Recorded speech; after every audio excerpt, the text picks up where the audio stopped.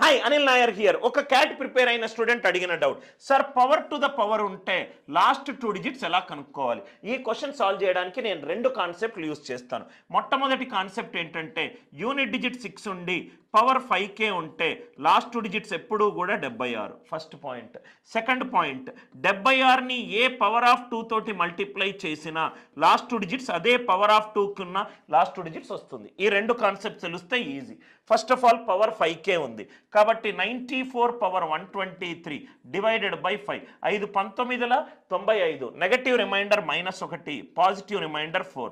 అంటే 94 పవర్ 123 అనేది 5 తోటి డివైడ్ చేస్తే శేషం 4. సబ్స్టిట్యూట్ చేయండి. 86 పవర్ 5k ప్లస్ 4. ఓవరాల్గా సాల్వ్ చేద్దాం. 86 power 5k 76, 86 power 4, 86 square into 86 square, 86 square 100 - 14 square, 96